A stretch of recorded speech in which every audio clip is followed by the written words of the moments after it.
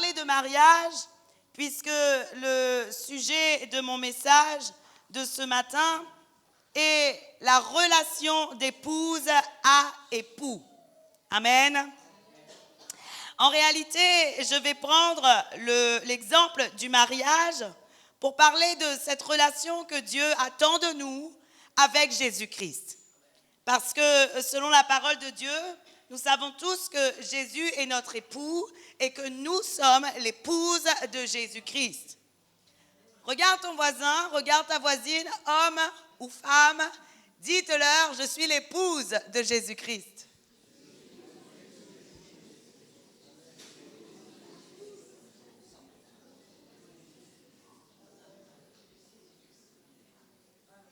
Quelqu'un se reconnaîtra, celle qui a récupéré le bouquet, voilà ta réponse.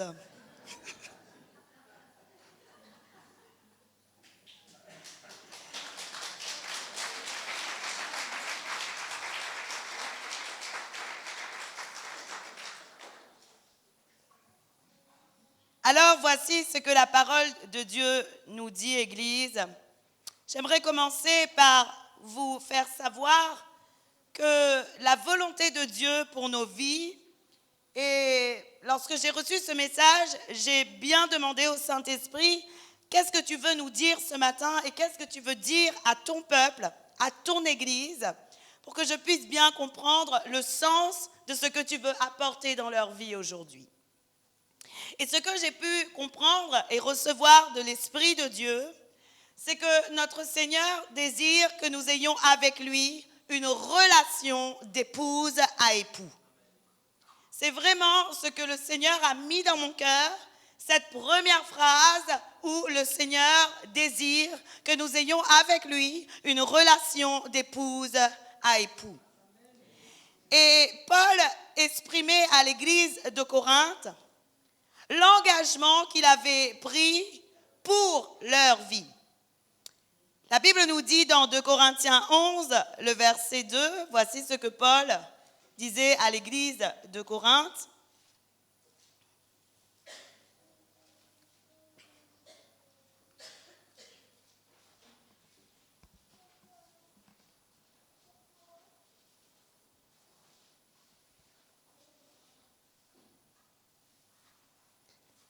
La Bible dit, « Car je suis jaloux de vous d'une jalousie de Dieu, parce que je vous ai fiancé à un seul époux pour vous présenter à Christ comme une vierge pure. » Amen. Et gloire à Dieu. Ce que Paul exprime à l'église de Corinthe, il dit qu'il a fiancé ceux qu'il a présentés, ceux à qui il a présenté Jésus-Christ. Il les a aussi fiancés à Jésus, afin que ces fiancés deviennent l'épouse de Jésus-Christ, et pas n'importe laquelle. Paul dit, vous devez être une vierge pure. Et l'épouse de Jésus-Christ doit être une fiancée préparée comme une vierge pure, afin de rencontrer son époux. Amen. Alors voilà pourquoi aujourd'hui, j'ai décidé de faire ce message en faisant une comparaison entre le mariage et la relation d'intimité d'épouse que l'on doit avoir avec le Christ. Parce que je crois que la parole de Dieu nous montre dans le cadre du mariage une image de la relation que l'on devrait avoir avec Jésus. Amen. Et donc, j'aimerais vraiment que vous puissiez comprendre cette parabole que Jésus a dit lorsqu'il a parlé des noces de l'époux dans Matthieu 22 à partir du verset 9.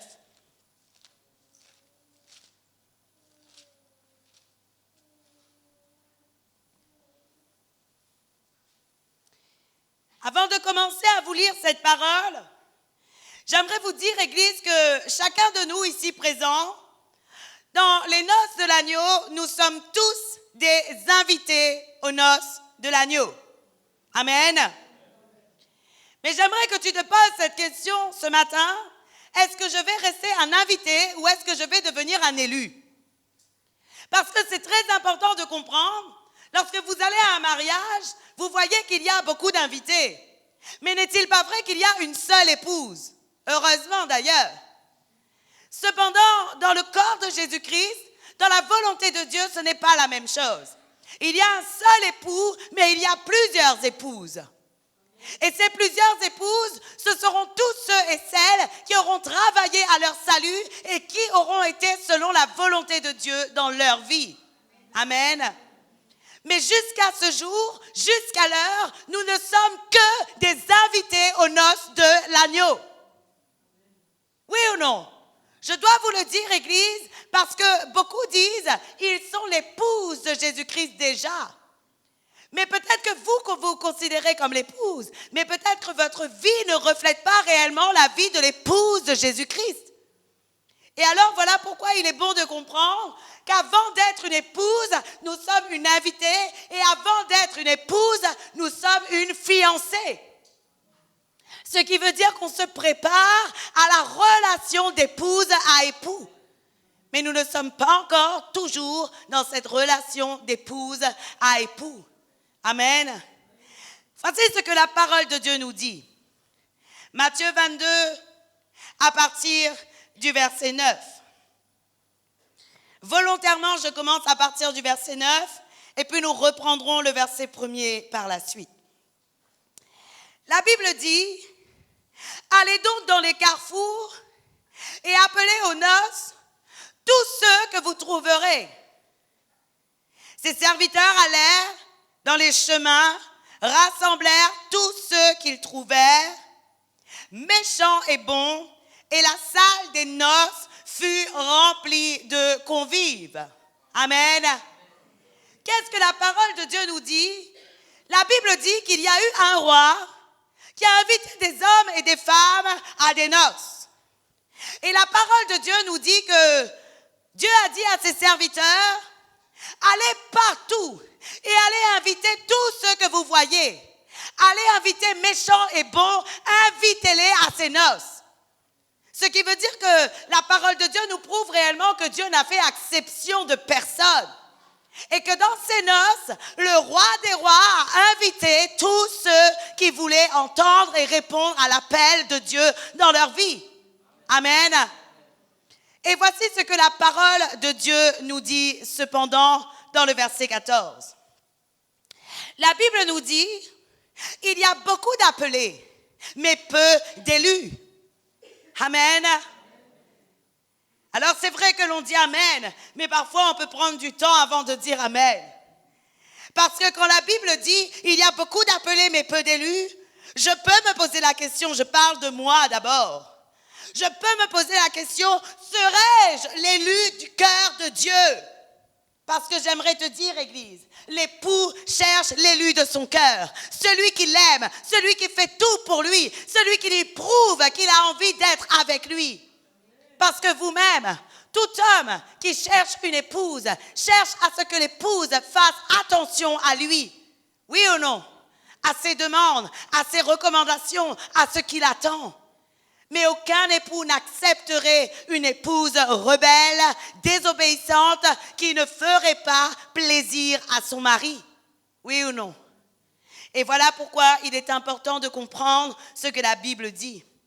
Nous sommes tous, et il y a plusieurs invités dans cette noce de l'agneau. Amen. Mais la parole de Dieu nous dit, il y a beaucoup d'appelés, mais il y a peu d'élus. Alors, Église, j'aimerais réellement vous dire que vous devez comprendre le contexte de cette parole. Dieu est un roi. Et la parole de Dieu nous montre que nous sommes invités à des noces royales. Amen. Mais j'aimerais vous dire quelque chose. Lorsque vous connaissez comment se passent des noces royales, il y a beaucoup d'invités, il y a beaucoup de convives, mais tous les convives sont de familles nobles. Oui ou non? Dans le monde d'aujourd'hui, lorsqu'il y a un roi qui fait un banquet, lorsqu'il y a un roi qui fait une fête, tous les invités sont de familles nobles. Regardez vous-même l'amour de Dieu pour nous. Nous ne sommes pas des nobles, oui ou non? Nous ne sommes pas non plus des personnes qui méritons une position quelconque. Nous n'avons pas de position. Souvent, notre vie est souillée. Et au lieu d'être bon, nous sommes plutôt mauvais. Oui ou non? Avant de connaître le Christ, nous sommes tous plutôt mauvais. Nous sommes tous de familles plutôt modestes. Nous n'avons pas de grandes positions et nous n'avons pas de grandes conditions. Et j'aimerais vous dire, ta nature propre ne te permettrait jamais d'épouser le roi qui est Jésus. Parce que j'aimerais te dire, seules les reines épousent les rois. Dans le monde, seules les reines épousent les rois. Aucun esclave, aucun serviteur n'épouse un roi. Oui ou non? Aucun esclave ne peut épouser un roi. Aucun serviteur ne peut épouser un roi. Mais j'aimerais vous dire quelque chose. Beaucoup de chrétiens restent dans la position d'esclaves. Pourquoi? Parce que lorsqu'ils restent dans le péché, ils sont toujours esclaves du péché. Et malheureusement, à cause de cela, ils ne pourront jamais épouser le roi parce que ce n'est que la condition de reine qui te donne la possibilité d'aller au roi. Et j'aimerais vous dire autre chose. Beaucoup de chrétiens restent aussi dans la position du serviteur. Mais ça ne suffit pas, Église. Lorsque je vous dis que ça ne suffit pas, ça ne suffit réellement pas. Vous ne pouvez pas avoir seulement l'intimité du serviteur. Qu'est-ce que l'intimité du serviteur? L'intimité du serviteur est que lorsque je vais faire un service pour Dieu, je me dispose, je suis propre en moi-même, je fais tout pour plaire à Dieu. Mais en dehors de ce service, je continue à vivre comme je vivais autrefois. Ça, c'est une intimité de serviteur. L'intimité du serviteur est celle où, lorsqu'il y a des gens à ma présence, à mon contact, je fais tout pour refléter le Christ. Lorsque je suis dans l'église, je loue, je prie, je chante. Mais lorsque je suis à la maison, je ne prie pas, je ne chante pas, je ne lis pas la parole de Dieu. C'est un bas niveau d'intimité. Et c'est l'intimité du serviteur qui ne te permettra jamais d'aller aux noces de l'agneau. Si tu es dans ces deux niveaux, Église, je suis désolée de dire, tu es seulement encore invité au festin, tu es bien invité au festin, tu es bien dans le banquet. Mais l'époux ne choisira pas cette reine, l'époux ne choisira pas cette personne parce qu'elle n'est pas une reine, elle est un esclave ou un serviteur. Et ce que l'époux veut, c'est choisir la reine de son cœur. L'époux veut choisir la reine de son cœur. Et j'aimerais vous dire quelque chose. Ce qui est merveilleux, c'est que lorsque Jésus-Christ est venu sur la terre et lorsque Jésus-Christ a payé le prix pour toi, ce qui s'est passé, il t'a donné la possibilité de devenir une reine. Autrefois, je te le dis, il t'a donné la possibilité de devenir une épouse. Il t'a donné la possibilité d'être d'une condition noble. Mais c'est toi, parfois, qui décides de rester dans ta condition pauvre. Nous restons parfois dans notre condition de pauvreté.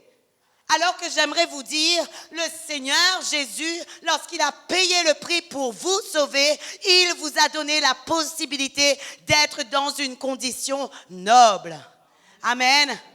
Et voilà pourquoi aujourd'hui, vous avez le droit d'être bien habillé et possible d'être présenté comme une épouse aussi. Mais si vous ne prenez pas ce droit qui vous est conféré aujourd'hui, malheureusement, vous serez que des invités. La Bible nous dit dans 2 Corinthiens 8, le verset 9, « Car vous connaissez la grâce de notre Seigneur Jésus-Christ, qui pour vous s'est fait pauvre, de riche qu'il était, afin que par sa pauvreté, vous fussiez enrichis. » Amen. Église, j'aimerais te dire aujourd'hui, je ne sais pas si tu te rends compte, mais le sacrifice de Jésus t'enrichit. Le sacrifice de Jésus-Christ est en train de te donner une condition noble. Et voilà pourquoi aujourd'hui tu ne peux plus dire « Je suis pauvre, je n'ai rien ». C'est faux, parce que si tu es avec l'époux et si tu es dans l'intimité de l'épouse, toi aussi tu es riche. Mais Mais beaucoup de personnes aujourd'hui restent encore dans leur état de pauvreté. Je n'ai rien, je suis pauvre. Mais pourquoi gardes-tu la mentalité de l'esclave? Pourquoi gardes-tu la mentalité de la servante? Prends la mentalité de reine. Parce que tous celles et ceux qui veulent être l'épouse de Jésus-Christ doivent avoir une mentalité transformée, doivent avoir la position et la mentalité noble. Parce que lorsque je vais me présenter devant l'époux, mon être doit être blanchi entièrement. Amen. Non seulement mon être, mais également ma mentalité, ma vie entière. Je dois être totalement blanchi. Et lorsque Jésus-Christ me voit, il doit voir la condition de la reine en moi. Il doit voir la noblesse gravée sur moi. Il doit voir quelque chose de changé. J'aimerais vous dire, lorsque vous vous dépouillez pour enlever votre vieux vêtement, vous êtes en train de prendre le vêtement de gloire. Vous êtes en train de prendre le vêtement de gloire. Vous êtes en train de prendre le bel habit. Mais beaucoup restent dans leurs vêtements de pauvreté. L'heure est venue d'enlever ce vêtement de pauvreté. Et puisque Jésus-Christ, ce qu'il a fait, c'est qu'il était riche, mais il s'est fait pauvre afin que tu puisses être enrichi. Toi aussi, tu dois maintenant saisir ton vêtement de gloire. Et c'est ce que Jésus-Christ veut pour nous aujourd'hui. Parce que lorsqu'il y aura le temps du mariage qui va arriver, lorsqu'il y aura le temps des noces qui sera arrivé, il faudra que tu sois de celui qui se soit préparé. Amen. J'aimerais, Église, vous montrer la preuve de l'amour de Jésus-Christ pour vous. Lorsqu'on regarde l'exemple du mariage, dans le cas d'un homme, lorsqu'il aime sa femme, il va aller vers celle-ci, il va aller la rencontrer et leur rencontre va engendrer qu'ils décident de se mettre ensemble. Oui ou non? Et alors, qu'est-ce qu'il se passe?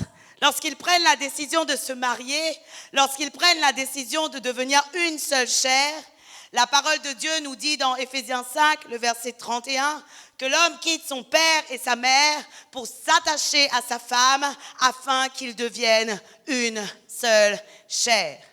Amen. Tout le monde est d'accord avec cela. Et voilà pourquoi je vais vous dire que pour moi, le mariage est une image de ce que Jésus-Christ lui-même a déjà préparé pour toi. C'est une image de ce que le Seigneur attend de nous. Et réellement, quand la Bible parle du mariage de l'homme et de la femme, je crois réellement que c'est une préfigure de ce que nous allons vivre lorsque nous serons dans les noces de l'agneau. Pourquoi je vous dis ça, Église? Parce que de même que l'homme quitte son père et sa mère pour s'attacher à sa femme, Jésus-Christ, Église, a quitté son Père et s'est détaché momentanément de son Père afin de te permettre de t'attacher à lui. Et c'est ainsi que je peux dire, waouh, Jésus même, avant même de savoir si je vais le prendre pour époux, lui, il m'avait déjà choisi comme épouse. Avant même de savoir si moi j'allais accepter et lui dire oui, lui il avait déjà payé le prix pour moi. Il s'était détaché momentanément de son Père. La Bible nous dit qu'à un moment donné, Jésus-Christ dit, Père, pourquoi m'as-tu abandonné? Parce qu'il y a eu cette séparation momentanée avec Jésus. Et vous savez pourquoi? Parce que Jésus-Christ voulait te permettre de t'attacher à lui. Alors aujourd'hui, Église, ne laisse pas ce que Jésus-Christ a fait pour toi en vain.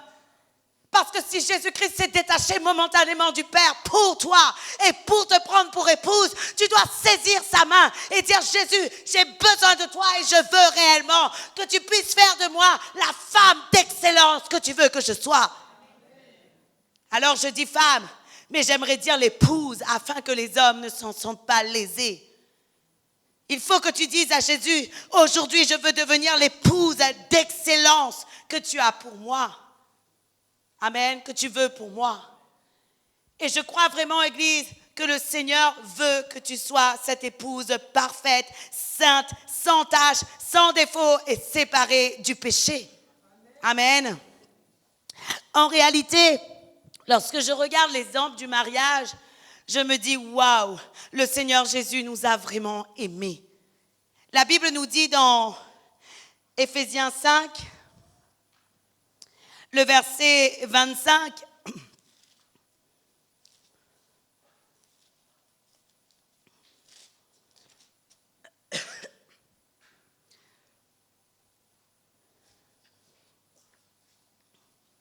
Marie, que chacun aime sa femme comme Christ a aimé l'Église et s'est livré lui-même pour elle, afin de la sanctifier en la purifiant et en la lavant par l'eau de la parole, pour faire paraître devant lui cette Église glorieuse, sans tache, ni ride, ni rien de semblable, mais sainte et irréprochable.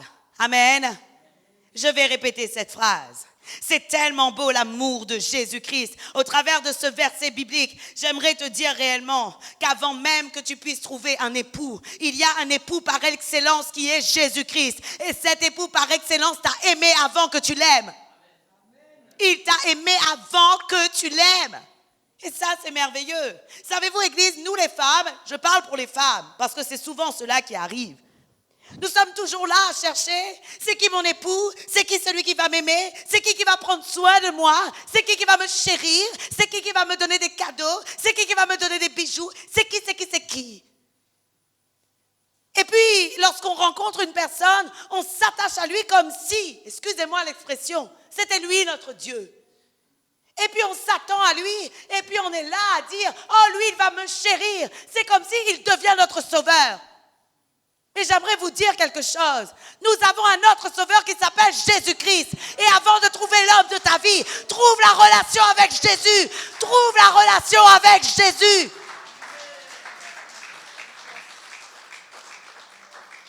Parce que celui qui peut combler totalement ton cœur s'appelle Jésus-Christ. Il n'est pas normal que nous sommes là à quémander de l'amour, à chercher de l'amour avec du physique qui ne peut rien nous donner, alors que l'Éternel, le Seigneur Jésus peut tout nous donner. Il peut tout nous donner, Église. Et alors, en relisant ce verset, la Bible nous dit, Marie, que chacun aime sa femme comme Christ a aimé l'Église et s'est livré lui-même pour elle, afin de la sanctifier en la purifiant et en la lavant par la parole, par l'eau de la parole, pour faire paraître devant lui cette Église glorieuse, sans tache, ni ride, ni rien de semblable, mais sainte et irréprochable. Amen. L'amour de Jésus-Christ, Église, me fait penser à l'amour, vraiment, et je vais prendre encore cet exemple du mariage, du fiancé et des bien-aimés. Avez-vous remarqué, Église, que parfois, il y a une personne, un bien-aimé ou une bien-aimée, qui nous cherche, qui nous aime et qui veut tout faire pour nous afin que nous soyons bien. Et alors, souvent, nous le voyons trop gentil, trop doux, trop bon, ou elle trop gentille, trop bonne, trop douce. Nous sommes là à nous dire, oh là là, mais non, moi je ne veux pas une femme de cette manière. Quand même, je ne vais quand même pas me marier avec elle. Elle me colle trop. Et j'aimerais vous dire pourquoi je vous dis ça. Parce que souvent, c'est ce qui se passe lorsque Jésus-Christ nous cherche. Jésus nous cherche. Jésus cherche ton cœur. Jésus est en train de t'appeler tous les jours. Jésus te dit tous les jours, j'ai de grandes choses pour toi. Jésus te dit tous les jours, j'ai de grands cadeaux pour toi. Jésus te dit tous les jours, si tu viens à moi, tu ne seras plus dans la pauvreté. Jésus te dit tous les jours, si tu viens à moi, tu ne seras plus dans la maladie. Jésus te dit tous les jours, si tu viens à moi, ton âme sera restaurée, ton âme sera guérie et la richesse sera avec toi. Mais nous, souvent, nous sommes là à dire, non Jésus, ce n'est pas encore le moment, il faut encore attendre un peu. Même nous, les chrétiens, nous le faisons. Oui, je vais vous dire comment. Souvent, nous sommes dans une intimité de serviteur et Dieu nous demande plus. Dieu nous demande plus. Dieu nous demande d'avoir l'intimité de l'ami pour pouvoir ensuite avoir l'intimité de la fiancée. Mais parce qu'il faut des sacrifices et parce qu'il faut se séparer de plusieurs choses, tu refuses cette intimité et tu restes dans l'intimité du serviteur et l'intimité encore de l'ami. Alors que Jésus veut plus. Jésus a demandé l'intimité de la fiancée. Et pourquoi Jésus demande l'intimité de la fiancée? Parce que la fiancée reçoit plus de secrets que l'ami. Oui ou non? N'est-il pas vrai que toi, en tant qu'époux, il y a des choses que tu dis à ta femme que tu ne diras jamais à personne dehors? Oui ou non? Pour Jésus, c'est la même chose. Souvent, le Seigneur attend de nous que nous soyons dans cette intimité. Mais nous, qu'est-ce que nous faisons? Nous refusons cette intimité. Et nous disons à Jésus, non mais tu vois, je n'ai pas le temps, j'ai trop de services à faire à l'église. Au lieu de dire j'ai trop de services à faire à l'église, va dans le secret de ta chambre, va être auprès de celui qui t'attend, va auprès de celui qui peut tout te donner, va auprès de celui qui t'abreuve, va auprès de celui qui te comble, va auprès de celui qui te montre son amour et tu verras à quel point il est bon de rester dans sa présence et à quel point tu seras plus fort à venir dans le service que tu dois faire pour lui. Je veux vous assurer, Église, Dieu veut que l'on change de niveau. Dieu veut que l'on passe au niveau de l'intimité de la fiancée. Parce que dans l'intimité de la fiancée, Dieu a à nous donner de grands secrets que nous ne connaissons pas encore. Savez-vous, Église, que dans l'intimité de la fiancée, le Seigneur nous parle dans la douceur. Le Seigneur parle à notre cœur. Le Seigneur se confie à nous. Et ça, c'est merveilleux. Combien d'entre nous devrions aspirer à avoir cette intimité? Moi, je sais que le Seigneur attend que l'on se dispose et qu'on puisse réellement se dire « Je veux venir en ta présence simplement pour recevoir de toi seulement ce que tu veux me donner. » Parce que j'aimerais te dire, Église, que le Seigneur est celui qui connaît mieux que toi ce que tu as besoin toi-même. Et puisque lui-même, il a tout fait afin que tu puisses avoir part à la royauté, à combien plus forte raison il fera tout afin que tu sois équipé? Si lui-même a déjà tout fait afin que tu prennes part à la royauté, à combien plus forte raison il t'équipera suffisamment afin que tu puisses être dans la royauté, Église? Mais nous, souvent, nous venons chercher auprès des hommes, chercher dans d'autres choses. Nous cherchons, sans savoir que le secret est dans l'intimité de la chambre. Avez-vous remarqué, Église, que dans l'intimité du couple, vous êtes bien, vous êtes heureux ensemble, vous êtes chauffés, vous êtes collés, vous avez le temps de vous parler, vous avez le temps de rire ensemble, vous avez le temps de partager ensemble. Dieu attend à ce que nous puissions avoir cette même intimité avec lui. Dieu attend à ce que tu puisses avoir cette même intimité avec lui. Dieu s'attend à ce que tu t'attends à lui. Dieu s'attend à ce que tu prennes plaisir à être avec lui dans le secret de ta chambre. Dieu s'attend à cela. Mais pour cela, il faut que tu sois empreint d'amour pour le bien-aimé. Parce que si tu n'es pas empreint d'amour pour le bien-aimé, malheureusement, tu rentreras 2 minutes dans la chambre et tu diras « Mon bien-aimé tarde à venir. » Et parce que mon bien-aimé tarde à venir, je vais aller faire la vaisselle. N'est-il pas vrai, Église, que souvent nous sommes de cela ? Nous sommes de ceux, nous allons dans le secret de la chambre, mais lorsque nous arrivons dans le secret de la chambre, nous disons, mon bien-aimé tarde à venir, alors puisque le bien-aimé tarde à venir, je vais faire la vaisselle, je vais ranger la maison, c'est bon, peut-être qu'il n'avait rien à me dire. Peut-être que le bien-aimé veut se faire désirer aussi, et peut-être que le bien-aimé attend à ce que toi-même tu t'attaches à lui encore plus, et que tu le cherches encore plus. Parce que c'est ce que le bien-aimé veut. Le bien-aimé veut que tu le désires. Le bien-aimé veut que tu es attentionné, sois attentionné à lui. Le bien-aimé veut que tu le cherches. Le bien-aimé veut que tu sois empris d'amour pour lui. Mais si tu es froid, si tu ne l'aimes pas, si tu ne t'attends pas à lui, il est facile de dire j'aime Dieu. Mais Dieu voit si tu l'aimes vraiment ou pas. Parce que la parole de Dieu nous dit, aimer Dieu veut dire mettre en pratique sa parole. Autrement dit, si tu dis que tu aimes Dieu, mais que tu ne fais rien pour lui prouver, malheureusement, il prendra du temps à venir dans le secret de la chambre avec toi. Parce qu'il va dire, lorsque tu m'aimeras vraiment, tu seras dans l'intimité de l'épouse avec moi.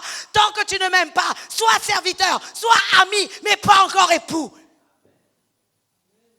Dieu veut que nous puissions être dans l'intimité de l'épouse avec lui, chacun de nous. Il est donné à tout le monde d'être dans cette intimité. Oui ou non, Église? Souvent, on se dit peut-être, c'est pour un autre niveau spirituel. Il faut avoir des grandes années dans le Seigneur. C'est pour un niveau beaucoup plus haut. Moi, je ne peux pas arriver à ce niveau. Faux! Ne sommes-nous pas tous invités aux noces? Si nous sommes tous invités aux noces, et si Jésus-Christ a déjà été sur la terre pour te rejoindre, cela veut dire que tu peux, à n'importe quel niveau, être dans le niveau de l'épouse. Mais cela dépend de ta volonté. Cela dépend de ton choix. Cela dépend de ton amour réellement. Cela dépend de la patience que tu as avec Jésus. Cela dépend du temps de patience. La patience que tu as de dire, mon bien-aimé, même si tu tardes à venir, je t'attends quand même. Mon bien-aimé, je suis tellement éprise d'amour pour toi que tout ce qui est autour de moi n'a pas d'importance et que j'attends. Tant que tu ne viens pas, je reste là parce que la parole déclare que tu veux être mon époux. Et si tu veux être mon époux, tu viendras chercher celle qui se dispose pour toi. Commençons à parler ainsi. Oui ou non? Si nous sommes tous invités aux noces de l'agneau, ayons le désir ardent de pouvoir entrer dans cette intimité de l'épouse.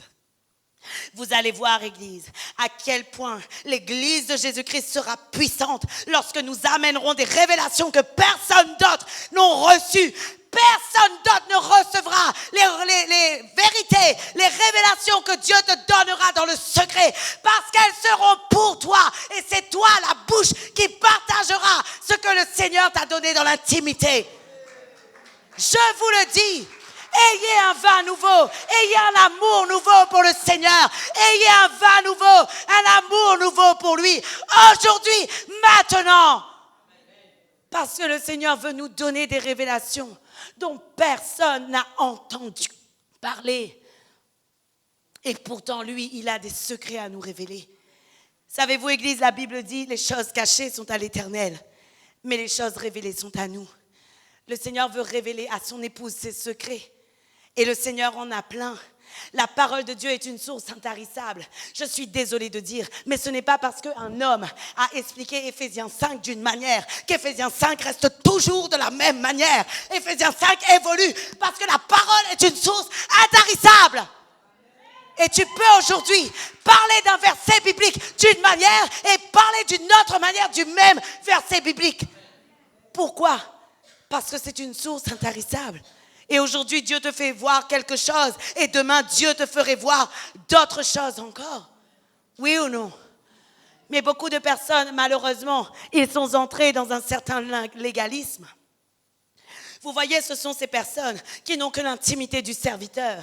Et eux, lorsqu'ils lisent un verset, ils ont compris une chose, ils ont appris une chose et ils restent sur cette chose sans comprendre qu'il y a la grandeur et l'excellence dans la parole de Dieu et que la grandeur, l'excellence et la richesse de Dieu ne peut pas limiter la parole de Dieu à une seule explication. C'est impossible. C'est impossible. Je sais que la Bible est une source intarissable. Et aujourd'hui, je vous enseigne Éphésiens 5 avec ce que j'ai à vous dire de cette manière. Demain, Dieu peut me donner Éphésiens 5 d'une autre manière. Oui, parce que c'est une source intarissable. Mais ce qui est merveilleux, c'est que lorsque nous sommes unis à Jésus, nous portons toujours du fruit. Et voilà pourquoi, Église, le Seigneur désire que nous puissions être dans l'intimité de l'épouse. Parce que l'intimité de l'épouse sous-entend qu'il y a une union en vous. Et alors, dans l'intimité de l'épouse, les deux ne sont plus deux êtres distincts, mais les deux forment une seule chair. Amen. La Bible dit, l'homme quittera son père et sa mère afin de s'attacher à sa femme et les deux deviendront une seule chair. Et j'aimerais te dire, de même que Dieu, que Jésus-Christ a quitté et s'est détaché de Dieu, à un moment donné, il s'est détaché de Dieu à un moment pour pouvoir s'attacher à toi afin que vous deveniez une seule chair. C'est ce que la Bible nous dit. Et lorsque tu deviendras une seule chair avec Jésus, tu ne manqueras jamais de fruits. C'est ainsi que Jésus-Christ dit dans Jean 15, le verset 5. Je suis le cep, vous êtes le sarment. Celui qui demeure en moi et en qui je demeure porte beaucoup de fruits. Car sans moi, vous ne pouvez rien. Amen. Jésus est clair. Il dit, je suis le cep, vous êtes le sarment. Autrement dit, Église, sans cette union à avoir avec Jésus-Christ, il est impossible de porter beaucoup de fruits.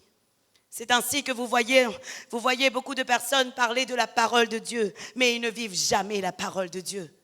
Ils parlent de la parole de Dieu. La parole de Dieu est belle au travers de leur bouche, mais cependant, elle n'est pas vécue. Et ça, c'est grave, parce que tout homme et toute femme qui ne vivent pas la parole de Dieu, celle qu'il prêche, il aura beaucoup de comptes à rendre sur sa vie. Parce que la parole de Dieu ne se parle pas seulement. La parole de Dieu se parle et la parole de Dieu se met en pratique. La parole de Dieu se met en pratique parce qu'au travers de la parole de Dieu, il y a de grands fruits et des fruits abondants. Et la Bible nous prouve que lorsque tu mets la parole de Dieu en pratique, Jésus-Christ vient encore davantage en toi. La foi en toi grandit et à ce moment-là, tu reçois de grandes révélations et des messages puissants de la part de l'Éternel. Je ne parle pas qu'aux prédicateurs, mais je parle à tout homme, à toute femme qui veulent servir Dieu. N'ayez pas seulement l'intimité du serviteur. Ayez l'intimité d'abord de l'ami et puis de l'épouse. Mais vous n'êtes pas obligé de passer par ami. Vous pouvez passer par ami très rapidement et ensuite très vite passer à épouse. Oui, n'est-il pas vrai qu'il y a des gens, il y a des couples, parfois ils se rencontrent aujourd'hui. Hey, je vais vous dire quelque chose. Dans le cas de mon mari, c'était comme ça. On s'est rencontrés en mars, on s'est fiancés en juillet, on s'est mariés en décembre. On s'est rencontrés en mars, on s'est fiancés en juillet, on s'est mariés en décembre. Oui, c'était comme cela. Et aujourd'hui, ça fait 11 ans qu'on est ensemble, 11 ans qu'on est mariés. Tout ça pour vous dire qu'il y a parfois des gens que vous rencontrez et avec qui vous êtes tout de suite en connexion et vous savez que c'est lui l'homme de votre vie. Et parce que vous savez que c'est lui l'homme de votre vie, ce que vous allez faire, c'est vous allez chercher à le connaître très vite et vous allez tout de suite vous attacher à lui et tout de suite entrer dans l'intimité de l'épouse. Et c'est possible. Avec Jésus, c'est aussi possible.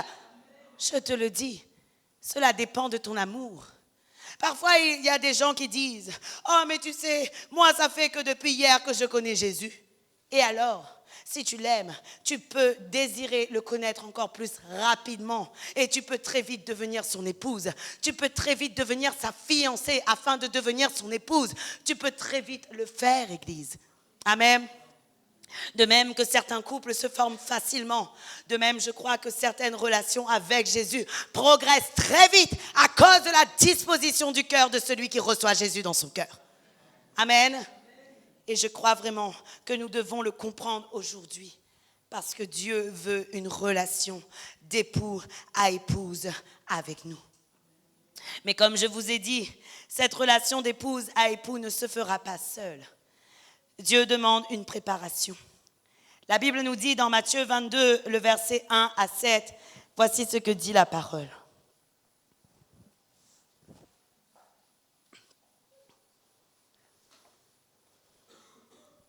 Ce matin, la parole est comme un feu. J'essaye de tempérer, de vous parler doucement. Mais dès que la parole sort, c'est comme s'il y a une propulsion, un feu. La Bible nous dit dans Matthieu 22, le verset 1, Jésus, prenant la parole, leur parla de nouveau en parabole. Et il dit, le royaume des cieux est semblable à un roi qui fit des noces pour son fils. Il envoya ses serviteurs appeler ceux qui étaient invités aux noces. Mais ils ne voulurent pas venir. Il envoya encore d'autres serviteurs en disant, dites aux conviés, voici, j'ai préparé mon festin, mes bœufs et mes bêtes grasses sont tués, tout est prêt, venez aux noces. Mais sans s'inquiéter de l'invitation, la parole de Dieu nous dit, ils s'en allèrent. Celui-ci a son champ, celui-là a son trafic, et les autres se saisirent des serviteurs, les outragèrent et les tuèrent. Le roi fut irrité, il envoya ses troupes, fit périr ses meurtriers et brûla leur ville. Allons directement au verset 11. La Bible dit, « Le roi entra pour voir ceux qui étaient à table. Et il aperçut là un homme qui n'avait pas revêtu un habit de noces. Il lui dit, « Mon ami, comment es-tu entré ici sans avoir un habit de noces ?» Cet homme eut la bouche fermée. Alors le roi dit au serviteur, « Liez-lui les pieds et les mains et jetez-le dans les ténèbres du dehors, où il y aura des pleurs et des grincements de dents. » Amen. Gloire à Dieu. La parole de Dieu, Église, nous montre encore des personnes invitées aux noces de l'agneau. Mais la Bible nous dit que malheureusement, dans ces invitations, et tous les jours nous le voyons, Dieu invite beaucoup à venir à ses noces. Et la parole de Dieu nous dit que ceux qui devaient être aux noces avant nous, la première part, les Israélites, n'ont pas reçu et ne sont pas rentrés dans l'invitation du roi qui a été faite pour leurs noces. Et la parole de Dieu nous dit que certains sont entrés dans ces noces, mais malheureusement, celui qui est entré ne s'est pas préparé à la noce, à la rencontre de l'agneau, de l'époux, pardon.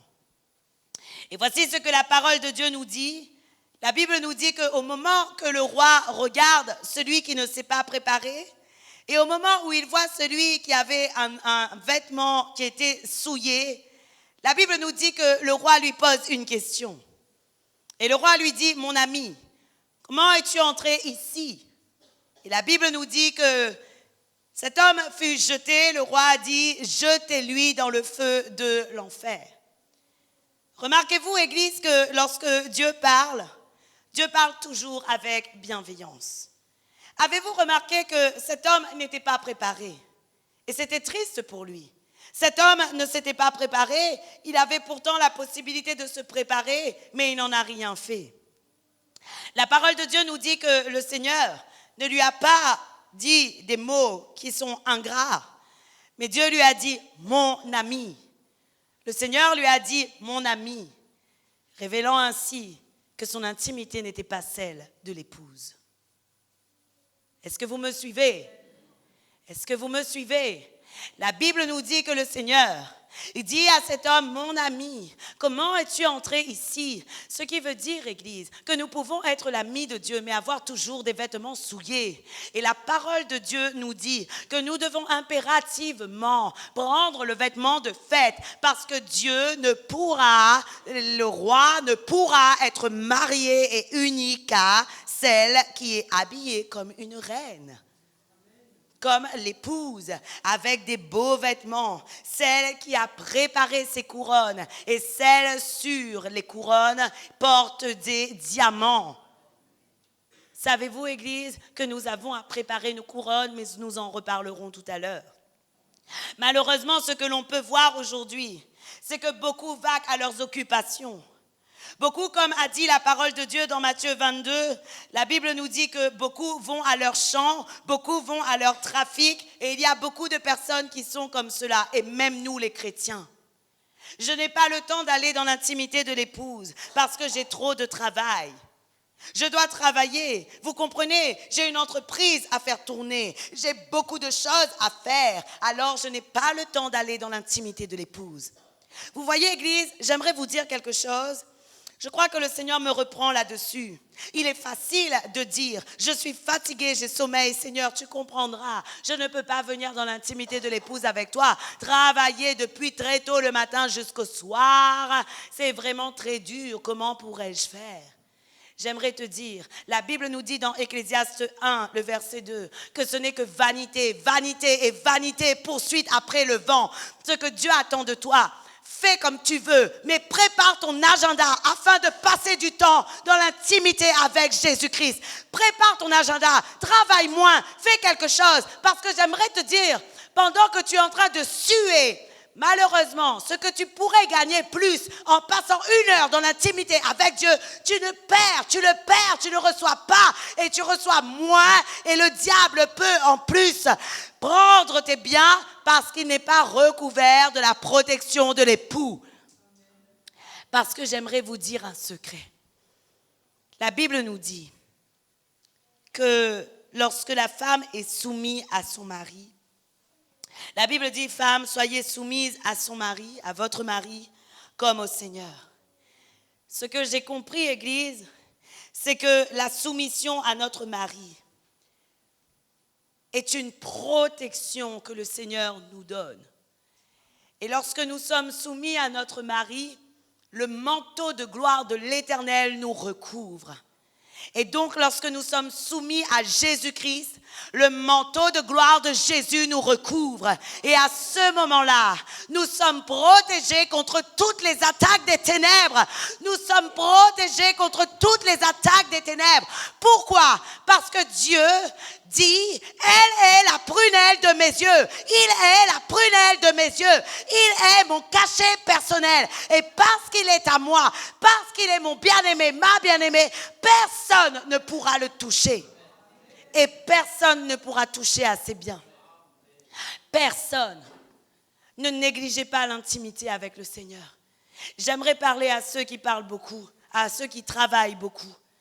Excusez-moi, mais c'est ce que je ressens en moi-même. Le Seigneur vous dit arrêtez. Vous êtes en train de perdre du temps à travailler autant. Vous êtes en train de vous fatiguer. Dieu a déjà la solution. Et Dieu sait déjà comment disposer votre temps de manière différente. Dieu sait déjà précisément comment régler vos soucis. Et Dieu sait déjà précisément comment faire pour que vous ayez plus d'argent et de finances. Mais le problème est que comme vous ne passez pas du temps dans sa présence, le Seigneur ne vous montre pas. Alors que Dieu a un plan à vous donner. Il a une carte à vous donner. Et je le ressens vraiment aujourd'hui, je dois vous le dire. Prenez comme vous voulez. Dieu me dit, il a un plan. Je vois une carte et Dieu me montre une carte comme quelque chose qui est déjà établi, un plan de vie qui est déjà fait, établi, écrit. Il y a quelque chose qui est déjà fait. Et Dieu veut que tu ailles dans son intimité afin de pouvoir prendre la carte, le mode d'emploi et mettre en pratique ce qu'il va te dire. Mais aujourd'hui, tu es en train de perdre du temps à suer et à ne pas rester dans la présence de l'Éternel. Disant, Seigneur, tu comprendras, je suis fatigué, j'ai trop travaillé. Non, ça ne marche pas comme ça. J'aimerais vous le dire, Église. Moi-même, j'étais dans cette situation-là. Je travaillais énormément. Mon mari est témoin. Je sortais de la maison à 4 heures du matin. Je rentrais à la maison, il était 21h30. Je travaillais, je ne faisais que ça. Mais je perdais mon temps. J'ai compris que cela n'était que vanité. Ce n'était que vanité, perte de temps. Je ne gagnais pas plus d'argent. Je travaillais et le diable me volait l'intimité que je devais avoir avec le Seigneur. Le diable me volait cette intimité.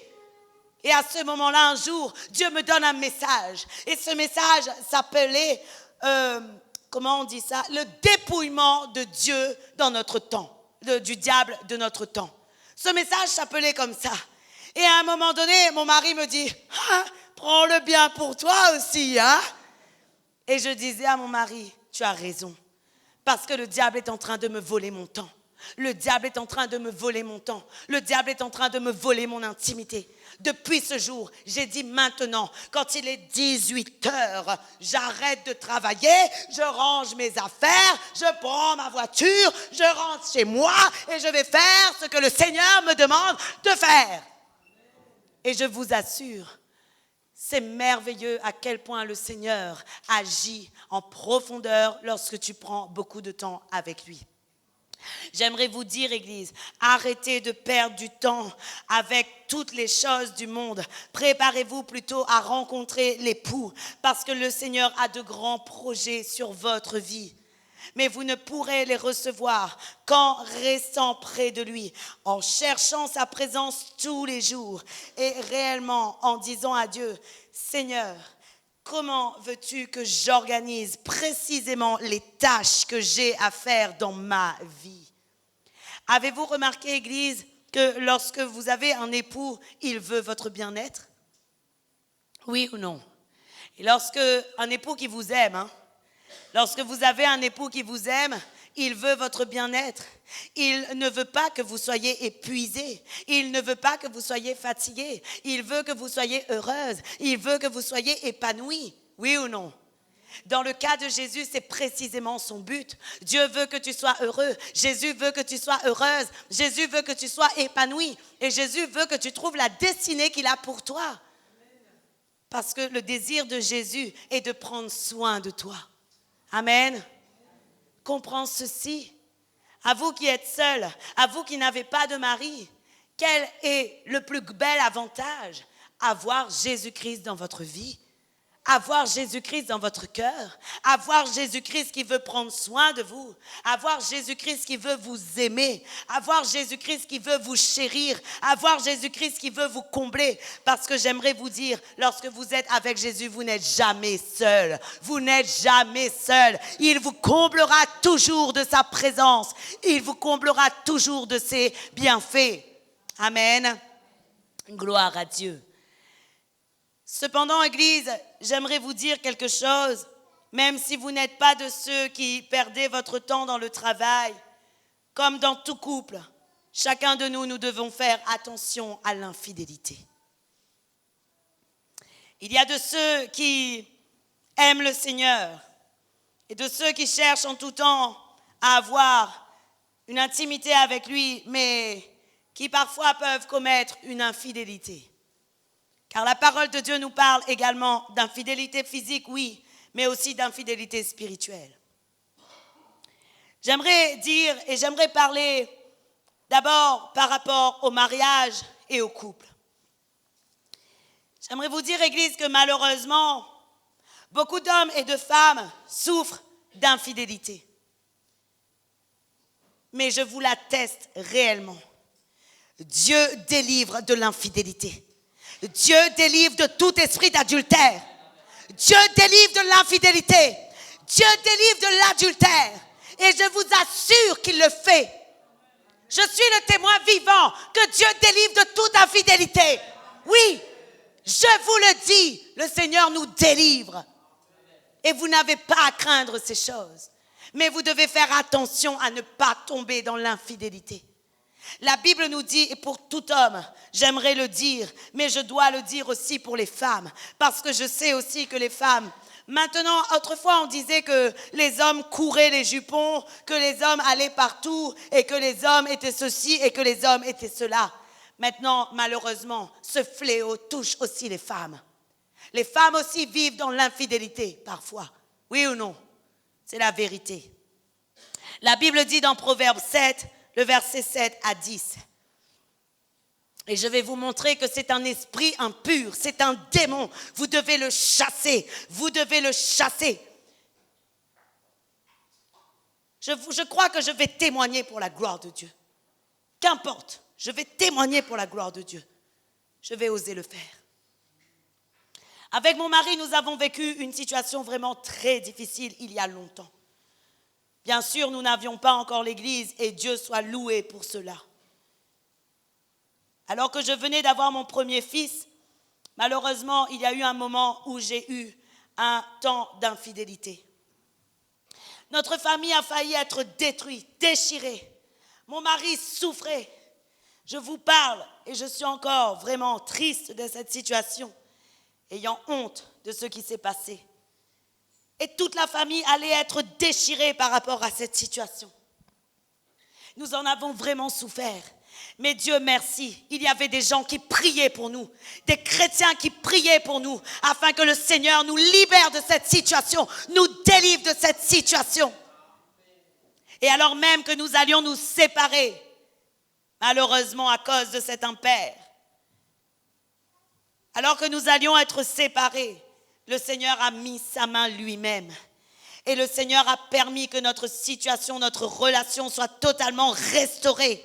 Et je vous le dis, c'est un esprit impur, c'est un démon. Ne laissez jamais ces choses entrer dans votre vie. C'est un démon, je vous le dis.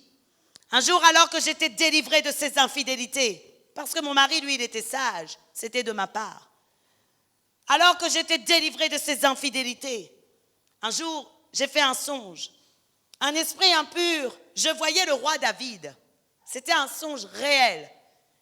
Le roi David avec Bathsheba dans une petite cabane. Peut-être que vous allez dire, mais c'est bizarre, mais je vous assure, dans mon songe, c'était le roi David avec Bathsheba. Et lorsque j'approchais à côté de cette petite maison, je regardais par la fenêtre et je voyais le roi et Bathsheba avoir une relation ensemble. Mais lorsque je voyais ces deux êtres avoir une relation ensemble, il y avait un esprit impur qui sortait. Et cet esprit s'est tourné vers moi, m'a regardé et m'a dit, « Aurélie, je te cherche !» Et dans mon rêve, je l'ai regardé et je lui ai dit, « Tu ne m'attraperas plus jamais !» Je vous le dis, c'est un démon, c'est un démon. Chassez-le loin de vos vies. Parce que personne ne peut vous tenir captif. Je n'ai pas honte de témoigner. Tout est pour la gloire de Dieu. Mon mari et moi, nous avons été rétablis. Si ce n'était pas Dieu, nous ne serions plus ensemble. Si ce n'était pas Dieu, nous n'aurions jamais eu l'église. Parce que Jésus ne pouvait pas établir une église avec des gens qui étaient souillés. Oui ou non? Mais Dieu m'a pardonné, Dieu nous a libérés et Dieu nous a pris tous les deux à sa suite. Et Dieu nous a dit, c'est ensemble que je vous veux, ensemble. Et je rends grâce à Dieu pour cela. Malheureusement, les conséquences sont là, les bruits sont toujours là. Mais on ne pourra pas empêcher la langue de battre. Mais moi, ce que je sais, c'est que le Seigneur m'a délivré de cela. Et je rends grâce à Dieu pour ça. Voilà pourquoi, aujourd'hui, je n'ai pas peur de parler aux personnes qui ont ce problème. Et je peux leur dire, je sais comment faire pour que vous soyez délivrés. Je sais comment faire pour que vous soyez délivrés. C'est d'ailleurs ce que Pierre a fait. Malheureusement, Jésus lui a dit, le diable te passera au crible, mais lorsque tu seras sorti de là, fortifie tes frères. Oui ou non? C'est ce que Dieu a dit à Pierre. Et je crois que nos témoignages vivants, aussi infâmes qu'ils soient, n'ayez pas honte de témoigner de votre vie passée pour la gloire de Dieu. N'ayez pas honte de témoigner de votre vie passée pour la gloire de Dieu. Parce que c'est Dieu qui m'a libéré. Je vais vous dire comment il l'a fait. Proverbe 7, à partir du verset 7 d'abord, pour vous montrer que c'est un démon. J'aperçus parmi les stupides, je remarquai parmi les jeunes gens un garçon dépourvu de sens. Il passait dans la rue près de l'angle où se tenait une de ces étrangères et il se dirigeait lentement du côté de sa demeure. C'était au crépuscule pendant la soirée, au milieu de la nuit et de l'obscurité. Et voici, il fut abordé par une femme ayant la mise d'une prostituée et la ruse dans le cœur. Elle était bruyante et sans retenue. Ses pieds ne restaient point dans sa maison. Tantôt dans la rue, tantôt sur les places, et près de tous les angles, elle était aux aguets.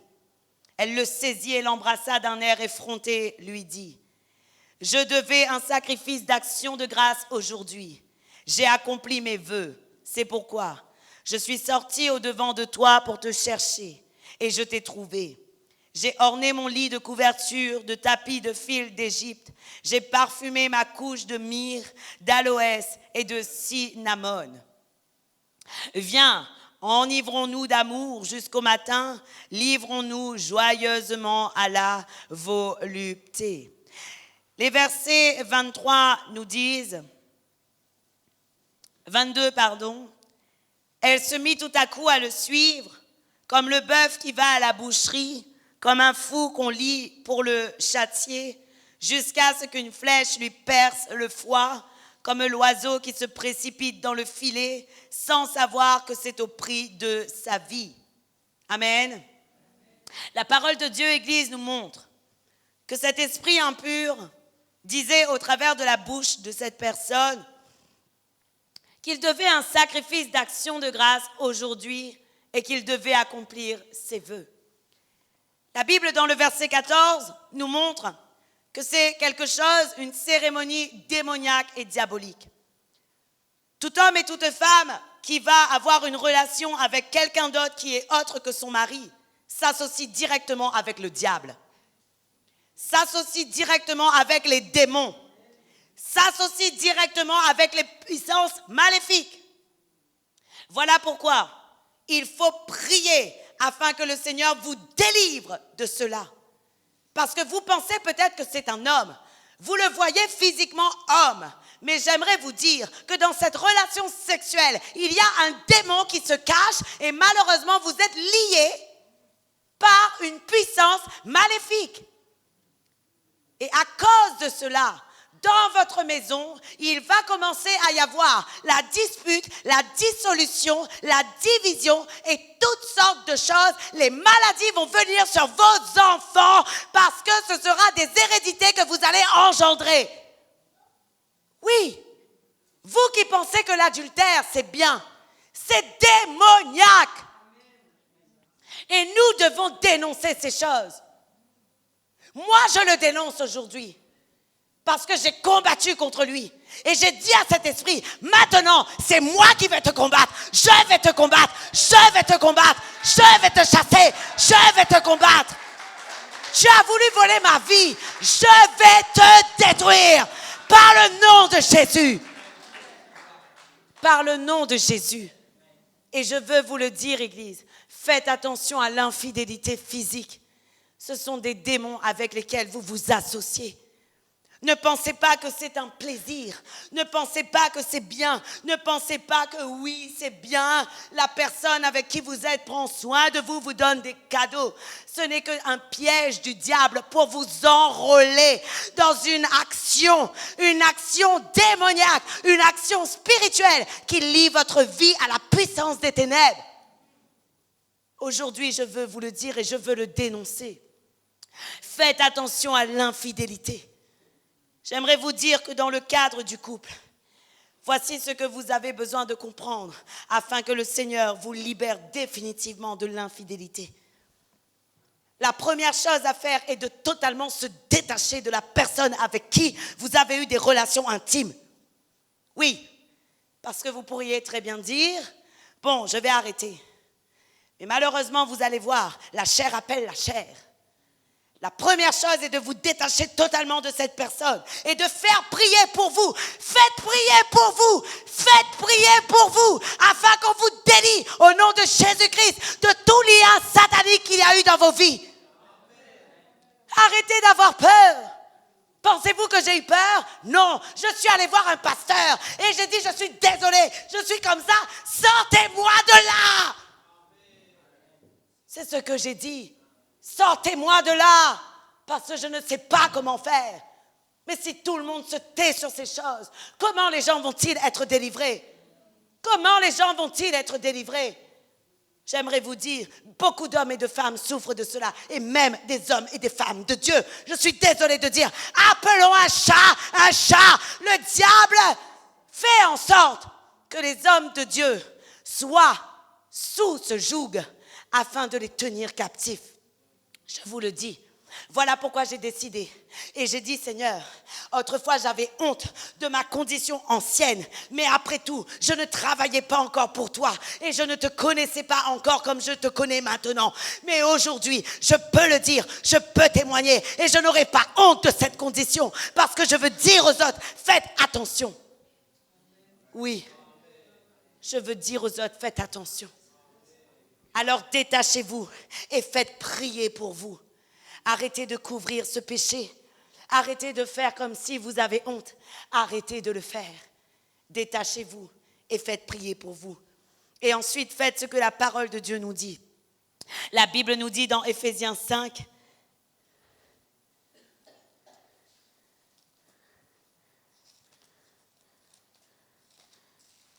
je vous assure que j'ai résisté avec le Saint-Esprit en lui disant, je ne témoignerai pas, je ne témoignerai pas, non, non, non. J'ai résisté, mais il était plus fort que moi.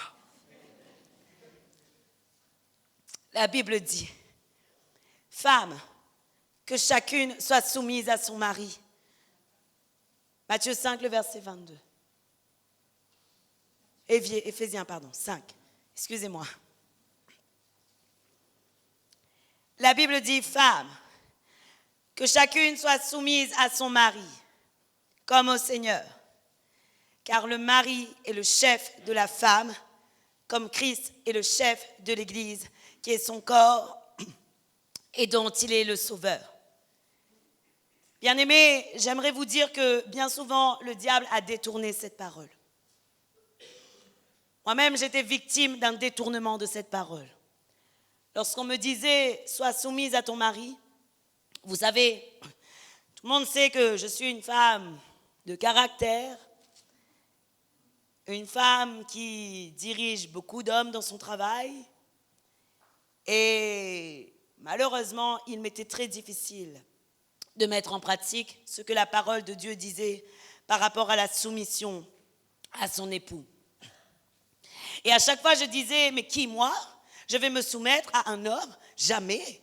Je suis capable de m'autosuffire, je peux me satisfaire, je paye tout ce que je dois payer chez moi, je n'ai pas besoin de me soumettre à personne. Et je crois vraiment que beaucoup de personnes peuvent avoir aussi cette mentalité. Aujourd'hui, parce que les femmes commencent à avoir des postes de travail et parce qu'ils commencent à pouvoir se payer des choses, être autonomes, ils commencent à penser qu'ils peuvent être au-dessus de l'homme. Mais je suis désolée de dire, ce n'est pas la parole de Dieu. Aujourd'hui, je le reconnais.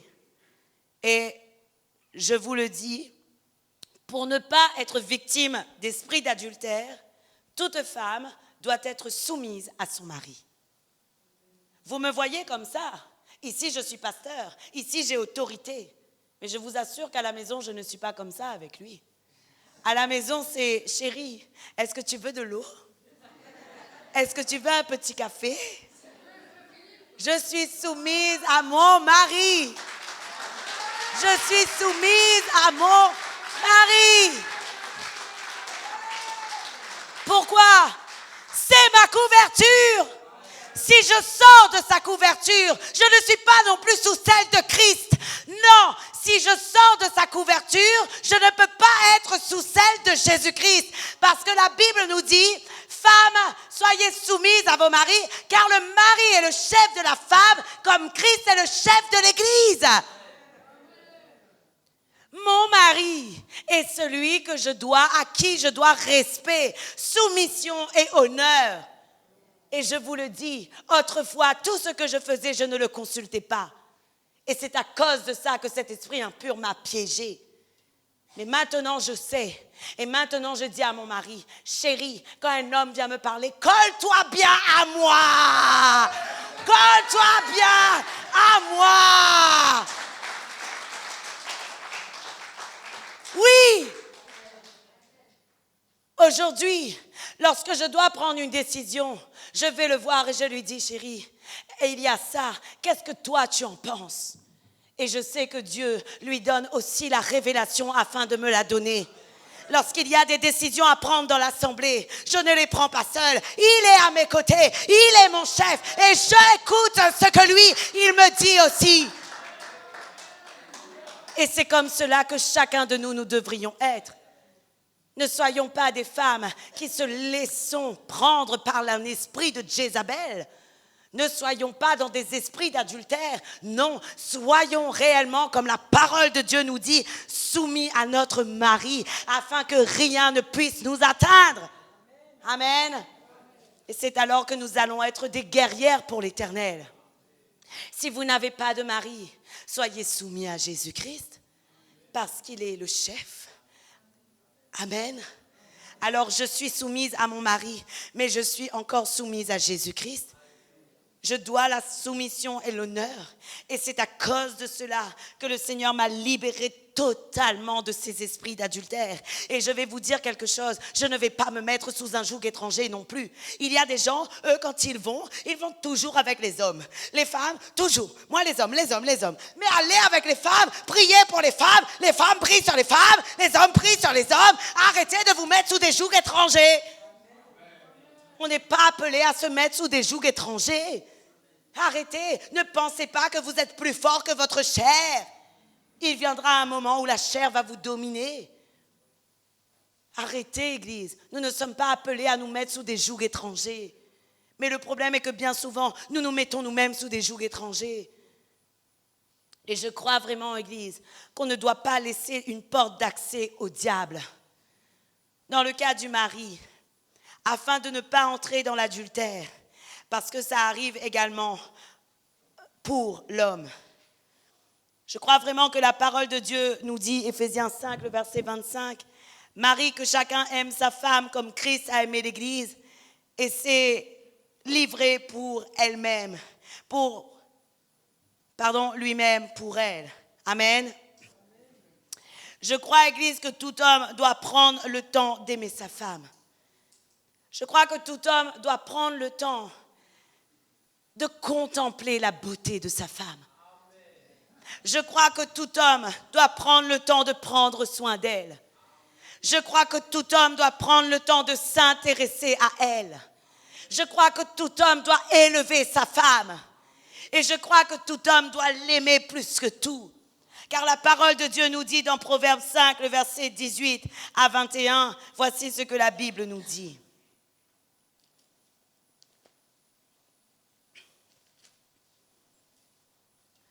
Que ta source soit bénie et fais ta joie de la femme de ta jeunesse.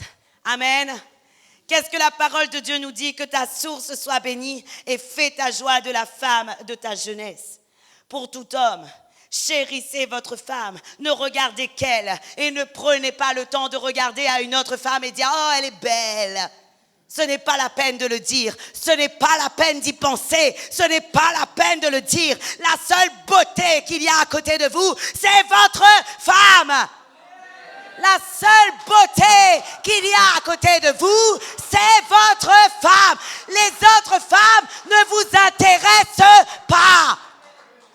Vous ne devez pas les regarder. Bonjour frère, bonjour sœur, soyez bénis, le respect, c'est tout. Le respect, c'est tout. Mais n'allez pas commencer à vous imaginer des choses, des plans et laissez votre imagination tourner. Parce que je veux vous dire, le diable est rusé. Et alors même que vous devriez entrer dans l'intimité de Jésus-Christ, le diable viendrait vous séduire par toutes sortes de choses afin que vous ne puissiez plus regarder à la face de Jésus, mais que vous soyez empris d'amour pour une autre personne. J'aimerais vous le dire aujourd'hui, l'ennemi est rusé. Alors ne soyons pas dans l'infidélité. Il existe aussi des infidélités spirituelles, Église. Et cette infidélité spirituelle, c'est notre amour du monde. La Bible dit dans Jacques 4, le verset 4 et 5. Je reviens à l'intimité de Jésus-Christ maintenant. La Bible dit, adultères que vous êtes. Ne savez-vous pas que l'amour du monde est inimitié contre Dieu? Celui donc qui veut être ami du monde sera ennemi de Dieu. Et le verset 5 dit, croyez-vous que l'Écriture parle en vain? C'est avec jalousie que Dieu chérit l'esprit qu'il fait habiter en nous. Amen. La parole de Dieu nous parle d'un adultère spirituel. Et cet adultère spirituel que nous pouvons commettre, c'est l'amour du monde. Et j'aimerais vous dire, Église, souvent nous sommes infidèles à Jésus. Oui, il faut le dire.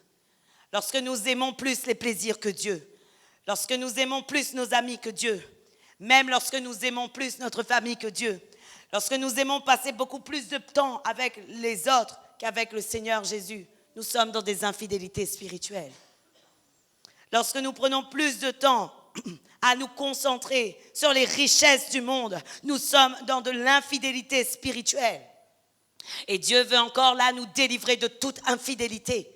Dieu veut nous délivrer de tout adultère spirituel. Et dans le cas de Jésus, pour pouvoir ne plus être adultère spirituel, il faut totalement être détaché du monde pour aller s'attacher à Jésus. Ça va te demander un effort, mais ça va t'obliger de te séparer totalement de tout ce qui est dans le monde. Sépare-toi. Je te le dis aujourd'hui, sépare-toi, parce que le Seigneur ne veut plus que tu sois adultère spirituel. Sépare-toi, détache-toi de tout ce qui te retient. Détache-toi. Je ne sais pas ce que ça peut être, mais ce que je sais, c'est que bien souvent, nous faisons de l'adultère spirituel. Savez-vous, Église, un jour, j'étais en train de vous dire, je ne sais pas si j'ai parlé de ça avec vous. Parfois, lorsque je vais à mon travail, lorsque j'arrive à la maison, je suis triste. Triste parce que le temps que j'ai passé au travail, je n'ai pas pu le passer avec Dieu. Et à ce moment-là, quand j'arrive dans la présence du Saint-Esprit, pourtant à ce moment-là, il n'est que midi. J'arrive à la maison et je me mets dans la présence de Dieu. Et je commence à pleurer et à dire, mon merveilleux Saint-Esprit, tu m'as tellement manqué, j'ai tellement pas pu passer ce temps avec toi. Comment ai-je pu faire pour être séparé de toi? Et j'aimerais vous dire, Église, je ne dis pas que tout le monde doit arrêter de travailler, ce n'est pas ce que je suis en train de dire. Mais j'aspire à ce que chacun de nous puissions ressentir ce manque lorsqu'il nous manque la présence de l'Esprit Saint en nous. J'aspire à ce que chacun de nous, lorsqu'il nous manque à un moment, 1 heure, 2 heures, où nous ne sommes pas dans la présence de Dieu, nous sommes là à courir rapidement chez nous, fermer la porte et dire « Ne me dérangez pas, j'ai besoin de venir avec lui, j'ai besoin d'être avec lui. » Mais combien aujourd'hui sont dans cet amour sincère avec Dieu? Combien aujourd'hui sont dans ce feu avec Dieu? Combien aujourd'hui sont tellement en pris d'amour qu'ils n'ont qu'une seule envie, poser leur sac. Voyez-vous, comme ces enfants qui sortent de l'école, ils sont tellement pressés d'aller jouer qu'ils lâchent leur sac, ils courent dans leur chambre et ils vont chercher leur jeu. Mais nous, pour nous, combien d'entre nous sommes-nous tellement épris d'amour et dans un élan d'amour avec Jésus que lorsque nous posons notre sac, nous courons vite dans la chambre et nous disons là, la nourriture va attendre parce que j'ai trop besoin d'être avec lui. Malheureusement, trop peu. Trop peu. Nous sommes trop peu empris de cet amour enflammé. Oui ou non? Trop peu de temps. Trop peu de personnes sont empris de cet amour enflammé. Je vous assure, vivez ce moment où vous avez tellement envie d'être en sa présence que lorsque vous vous rendez compte que vous avez passé 2 heures sans lui, vous êtes triste. Afin que jamais plus 1 minute de votre vie ne manque à sa présence. Afin que jamais plus 1 minute de votre vie ne manque à l'intimité avec lui. Parce que ce que le Seigneur veut faire, c'est qu'il veut que vous puissiez être sa fiancée en tout temps et que vous puissiez recevoir des visions ouvertes. Même en étant dans votre travail, Dieu veut pouvoir vous parler avec des visions ouvertes.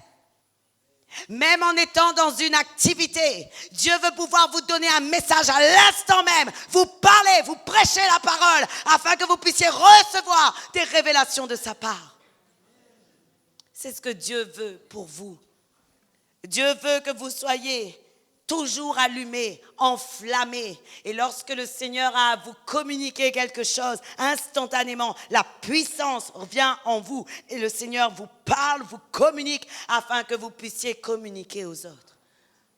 C'est ce que le Seigneur attend de vous. Maintenant, j'aimerais conclure en vous disant pourquoi, après tout, être cette épouse. Apocalypse 19, le verset 7 et 9 et 8, voici ce que la parole de Dieu nous dit.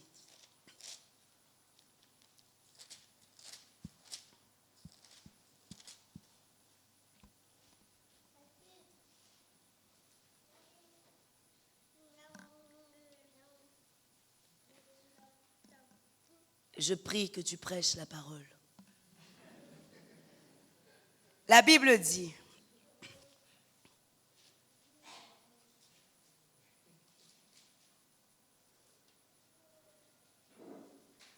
réjouissons-nous, soyons dans l'allégresse et donnons-lui gloire, car les noces de l'agneau sont venues, son épouse s'est préparée et lui a été donné de se revêtir d'un fin lin, éclatant, pur, car le fin lin, ce sont les œuvres justes des saints.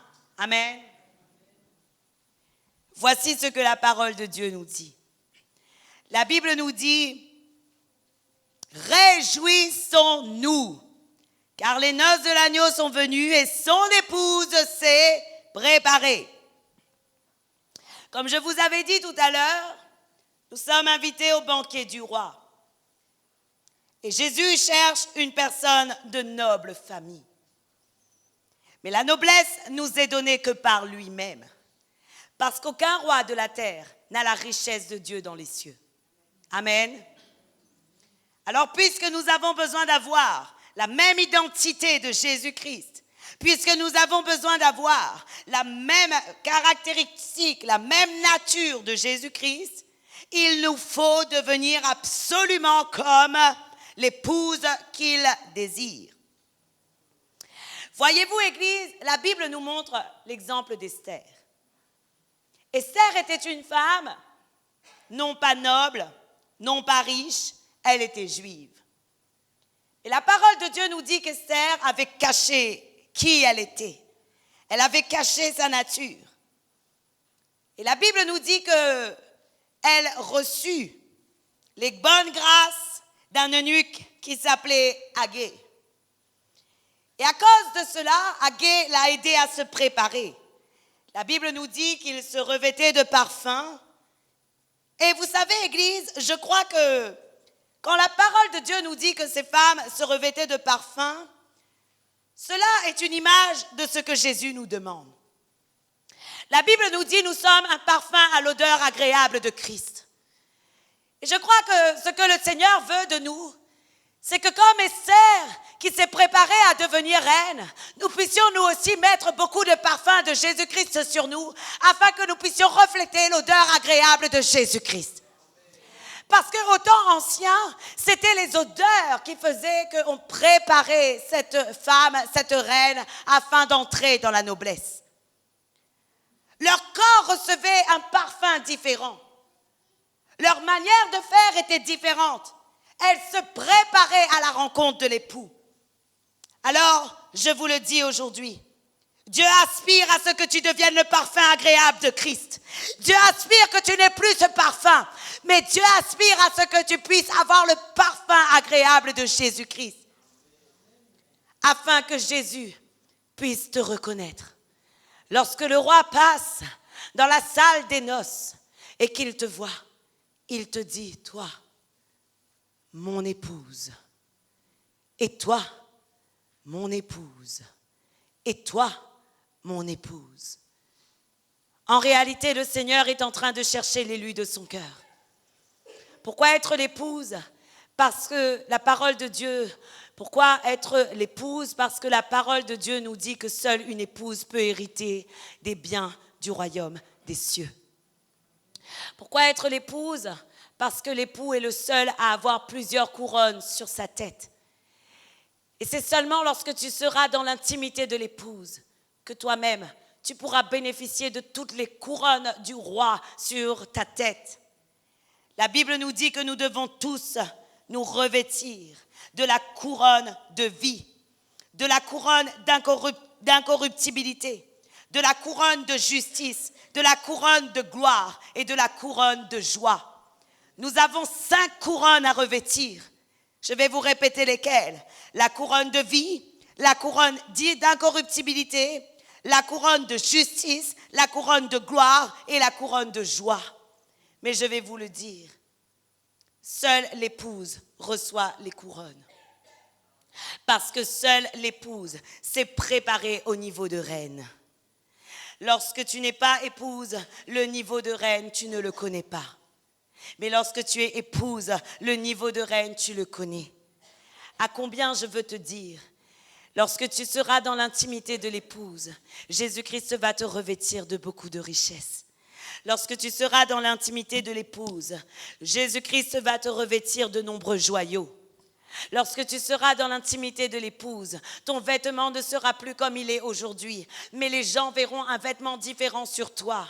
Je vous le dis, lorsque vous serez dans l'intimité de l'épouse, même les gens physiques vous verront avec des joyaux. Même les gens physiques vous verront avec les joyaux, parce que le Seigneur veut manifester sa gloire sur cette terre. Et je vous assure que lorsque tu seras dans l'intimité de l'épouse, la gloire de Dieu sera sur la terre. Et parce que la gloire de Dieu sera sur la terre, les gens vont dire « Waouh, le royaume commence à grandir. » Et à ce moment-là, le royaume des cieux va s'étendre. Voilà pourquoi être une épouse et non pas seulement une amie. Comprenez-vous la nature que Dieu nous demande? Dieu ne nous demande pas de petites choses. Mais aujourd'hui, Dieu nous demande un grand sacrifice de nous-mêmes afin de pouvoir entrer réellement dans les rubis, dans les saphirs, dans les pierres précieuses et revêtir les couronnes parce que nous pouvons les avoir dès maintenant. Dès maintenant, nous pouvons les avoir. Un jour, j'étais en train de prier, de louer Dieu. Et pendant que je louais, je voyais une sœur. Et cette sœur recevait une couronne sur la tête. Et je disais à Dieu, waouh, c'est merveilleux. Et le Seigneur me disait, elle reçoit la couronne de vie. Waouh. J'ai dit à Dieu, waouh, c'est merveilleux. J'aimerais vous dire aujourd'hui, Église, que nous soyons de ceux qui soyons capables de recevoir plusieurs couronnes, parce que notre époux a beaucoup à nous donner. Amen. Pour conclure, j'aimerais vous donner Isaïe 54, le verset 1 à 6.